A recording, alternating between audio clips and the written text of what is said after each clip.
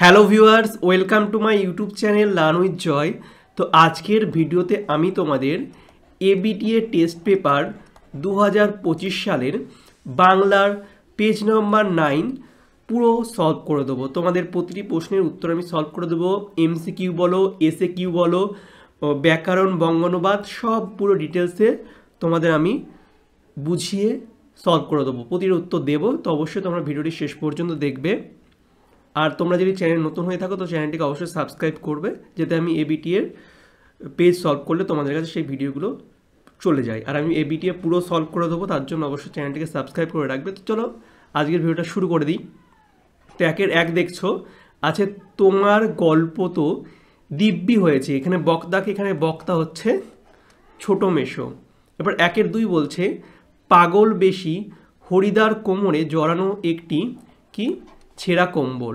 এরপর একের তিন বলছে বড় ভয় করতে লাগলো নদের চাঁদের।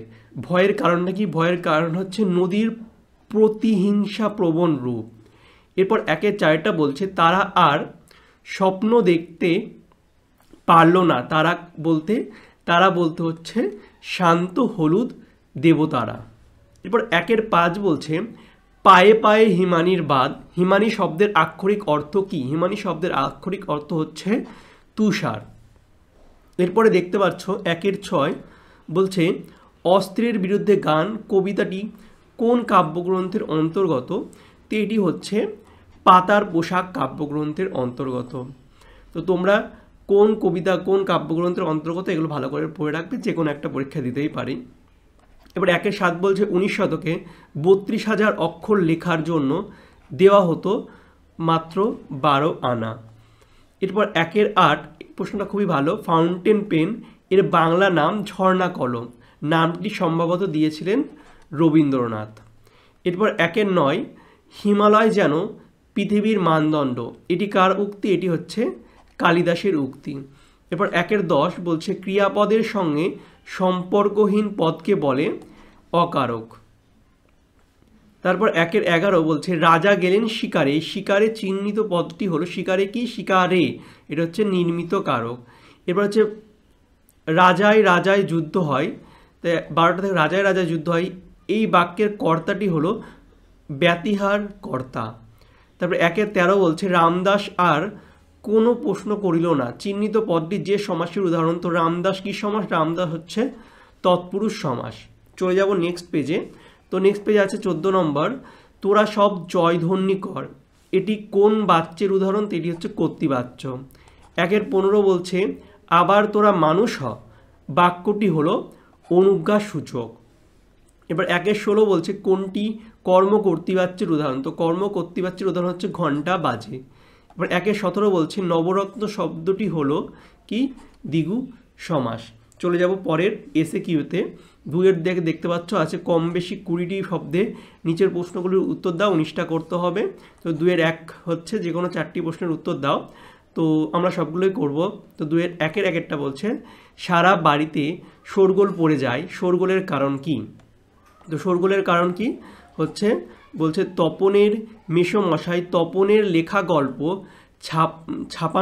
ছাপানো পত্রিকা নিয়ে বাড়িতে আসলে সকলে জানতে পারে তপনের গল্প প্রকাশিত হয়েছে। এই সংবাদ সারা বাড়িতে শোরগোল পড়ে যায়। অর্থাৎ তপনের মেসোমশাই তপনের যে গল্পটা ছাপানো হয়েছে সেটা যখন বাড়িতে পত্রিকাটা আনে সবাই জেনে যায়, তখনই কিন্তু শোরগোল পড়ে যায়। এবারে দুইয়েরটা বলছে বড়বাবু হাসিতে লাগিলেন। বড়বাবুর হাসির কারণ কি?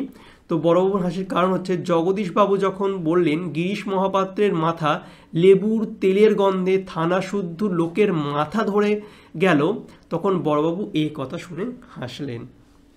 এবার তিনেরটা বলছে জগদীশবাবু কিভাবে সন্ন্যাসীর পায়ের ধুলো পেয়েছিল। তো সন্ন্যাসীর পায়ের ধুলো কীভাবে পেয়েছিল? দেখো, জগদীশবাবু সন্ন্যাসীর জন্য একজোড়া কাঠের খড়মে সোনার বোল লাগিয়ে খড়মজোড়া সন্ন্যাসীর পায়ের কাছে ধরতেই সন্ন্যাসী বাধ্য হয়ে পাটা আগিয়ে দিলেন। জুতো যখন দিল পাটা আগিয়ে দিল, সেই সুযোগে জগদীশবাবু সন্ন্যাসীর পায়ের ধুলো নেন।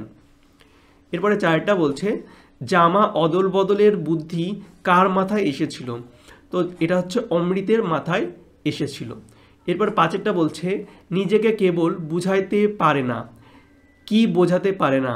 তো কি বোঝাতে পারে না সেটা হচ্ছে নদের চাঁদ ট্রেন চলাচল নিয়ন্ত্রণের মতো গুরুত্বপূর্ণ কাজের সঙ্গে যুক্ত, তার নদীকে দেখার মতো ঔৎসুক্য সাজে না, এ কথা সে মনকে বোঝাতে পারে না। তো হয়ে গেল 2-এর 1-এর। এরপরে চলে যাব 2-এর 2। বলছে 1-এরটা বলছে অস্ত্র ফেলো, অস্ত্র রাখো। কোথায় অস্ত্র ফেলার কথা বলা হয়েছে? তো অস্ত্র ফেলার কথা কোথায় বলা হয়েছে? পায়ে, পায়ের কাছে অস্ত্র ফেলার কথা বলা হয়েছে। এবার 2-এরটা দেখো, বলছে এসো যুগান্তরের কবি, কবির ভূমিকাটি কি হবে? তো কবির ভূমিকা কি হবে সেটা হচ্ছে যুগান্তরের কবি মানহারা মানবী তথা আফ্রিকার দ্বার প্রান্তে দাঁড়িয়ে ক্ষমা প্রার্থনা করলেন। এরপরে 3-এরটা আমাদের পথ নেই আর, তাহলে আমাদের করণীয় কি? তো এই অবস্থায় কবি বেঁধে বেঁধে থাকার পরামর্শ দিয়েছেন।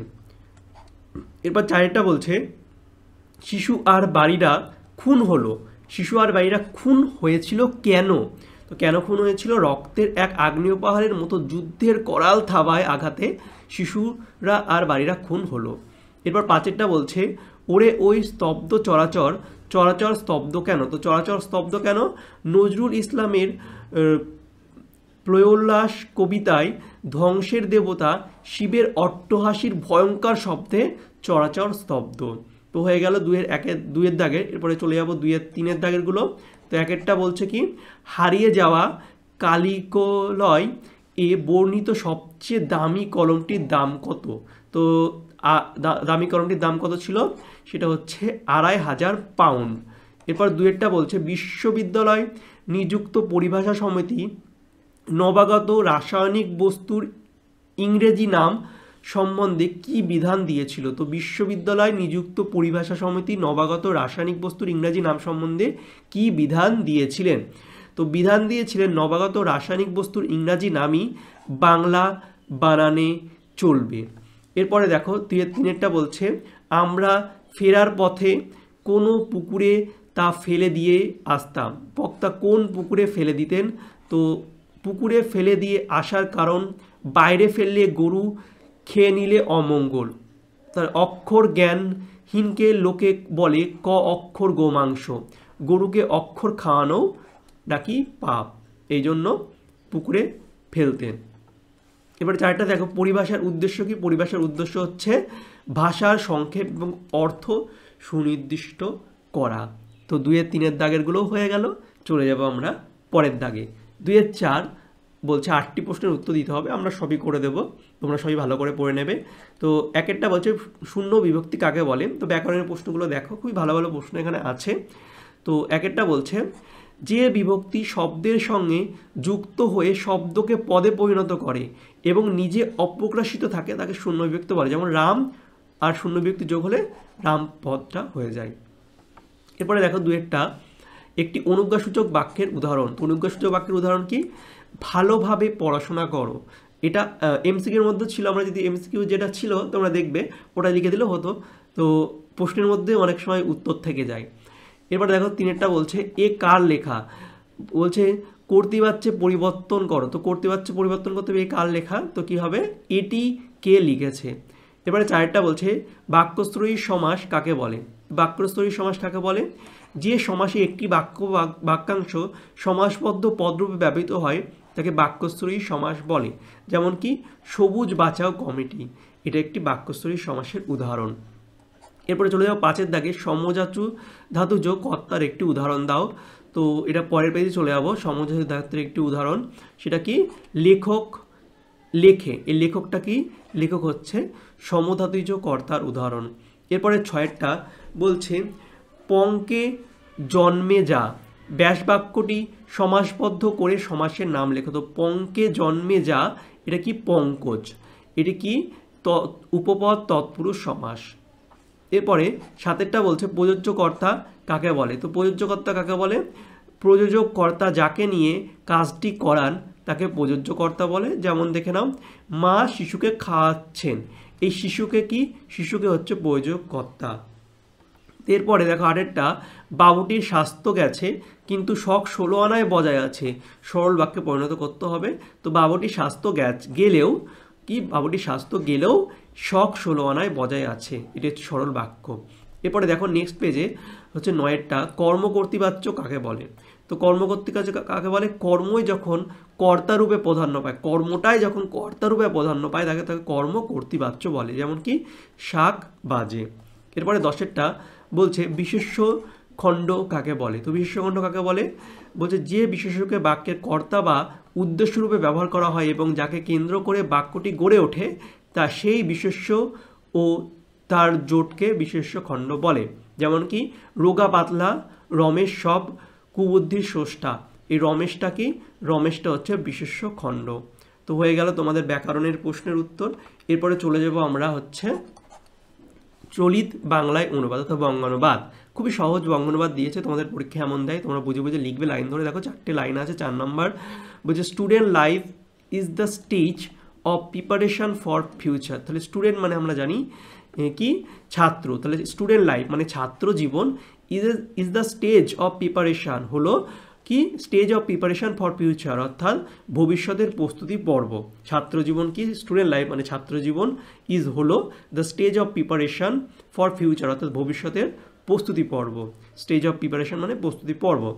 This is the most important period of life, this is the most মানে এটি হলো মোস্ট ইম্পর্টেন্ট মানে জীবনের সবচেয়ে গুরুত্বপূর্ণ সময়, ইম্পর্টেন্ট টাইম লাইফ, ঠিক আছে, period of life. A student is young today, a student মানে একটি ছাত্র আজকে ইয়াং অর্থাৎ একটি ছাত্র আজকে যুবক, বাট কিন্তু he will B a man tomorrow কিন্তু সে আগামী দিনে একজন প্রকৃত মানুষ হবে। তো এইভাবে তোমরা এগুলো লিখবে, আশা করছি তোমরা ফুল নাম্বার পাবে।